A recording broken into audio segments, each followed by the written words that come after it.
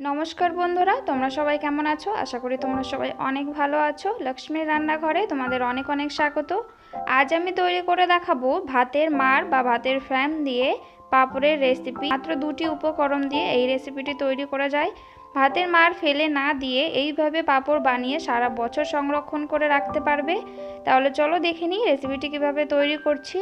এখানে আমি একটা বাটি মেপে 2 বাটি ভাতের মাড় নিয়ে নিয়েছি, আর সেই বাটিরই মাপে আমি এখানে 1.5 বাটি দিয়ে দেবো ময়দা, আর দিয়ে দেবো এখানে সামান্য পরিমাণে লবণ। লবণের পরিমাণটা একটু বুঝে দেবে, কারণ পাঁপড়ে কিন্তু লবণটা বেশি দিলে একদম বেশি হয়ে যাবে, খেতে ভালো লাগবে না।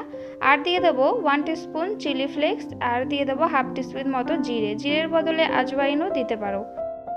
এবার সবকটা উপকরণ আমি ভালো করে মিক্স করে নেব। এখানে কিন্তু মিক্সটা ভালো করে করতে হবে যাতে ময়দার যে দলাটা সে দলাটা না থাকে। এখানে আমি ময়দা দিয়ে তৈরি করছি, আপনারা চাইলে কিন্তু ময়দার পরিবর্তে চালের গুঁড়ি আর ময়দা দুটো মিক্স করে দিতে পারেন, বা চালের গুঁড়ি আটা যে কোনো দুটো দিয়ে তৈরি করে নিতে পারেন। ঠিক এরকম গাঢ়তে আমি এটাকে তৈরি করে নিয়েছি। এবার আমি এখানে কিছু ঢাকন নিয়ে নিয়েছি।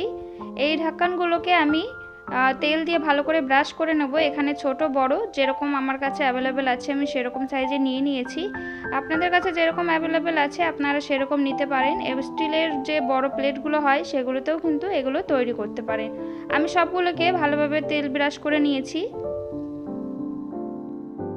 এবার আমি এর মধ্যে 1 চামচ, এরকম ছোট চামচের 1 চামচ আর অল্প করে দিয়ে আমি এই ব্যাটারটা এই ঢাকনে দিয়ে দেব,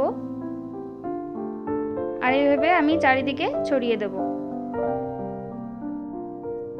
একইভাবে আমি সবগুলো ঢাকনে এইভাবে ব্যাটারটাকে দিয়ে দেব। আমি প্রথমে 4টে ঢাকনে দিয়ে দেব।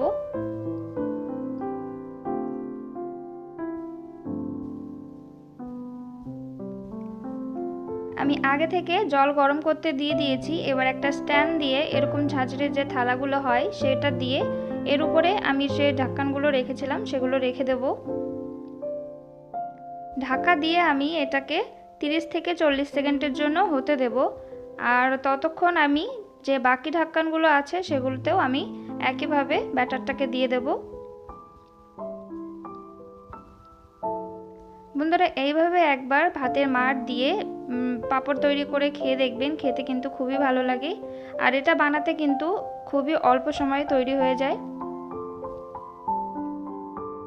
30 থেকে 40 সেকেন্ড হয়ে গেছে। ঢাকনটাকে আমি নিচে নামিয়ে নেব।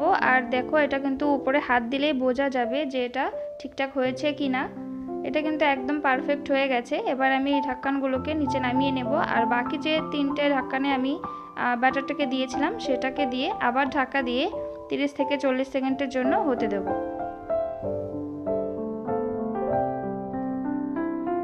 30 থেকে 40 সেকেন্ড পর আবার আমি ঢাকাটাকে তুলে নিয়েছি। এটা কিন্তু আবার হয়ে গেছে। আমি একইভাবে সবগুলোকে আমি এইভাবেই ভাপিয়ে নেব। আর যেটা ভাপানো হয়ে গেছে সেটার থেকে এইভাবে আমি ঢাকনটাকে একটা ছুরির সাহায্যে চারিদিকটা এইভাবে করে বের করে নেব।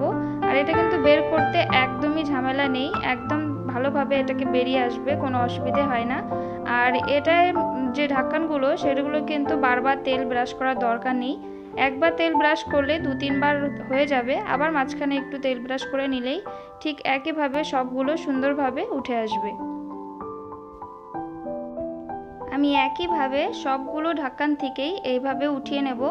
আর এটাকে আমি রোদের মধ্যে শুকাতে দেব। একদিন যদি সকালে তৈরি করা হয় তাহলে কিন্তু সারাদিনে এটা ভালোভাবে শুকিয়ে যাবে। এটা আমি শুকানোর পরে তারপর তোমাদের দেখাচ্ছি। দেখুন পাঁপড়গুলো কত সুন্দর ভালোভাবে শুকিয়ে গেছে। এগুলোকে এবার আমি ভেজে দেখাচ্ছি। তেলটা যখন হালকা গরম হবে তখনই কিন্তু এই পাঁপড়গুলো ভাজতে হবে। বেশি গরম হয়ে গেলে কিন্তু পাঁপড়গুলো ভালোভাবে ভাজা হবে না। তেলে দিলে কতটা বড় হয়ে যাচ্ছে। একইভাবে করে আমি সবগুলো পাঁপড় ভেজে নেব। তৈরি হয়ে গেছে ভাতের মাড় দিয়ে পাঁপড়ের রেসিপিটি যদি তোমাদের ভালো লেগে থাকে তাহলে অবশ্যই লাইক, কমেন্ট, শেয়ার এবং সাবস্ক্রাইব করে আমার পাশে থাকবেন। একবার হলো এইভাবে তৈরি করে খেয়ে দেখবেন, খেতে কিন্তু খুবই ভালো লাগবে। পাঁপড়গুলো ভাজার পরে কিন্তু অনেক মুচমুচে হয়। দেখুন এটা কতটা মুচমুচে হয়েছে। ভালো থাকবেন, সুস্থ থাকবেন। আবার চলে আসবো পরবর্তী রেসিপি নিয়ে।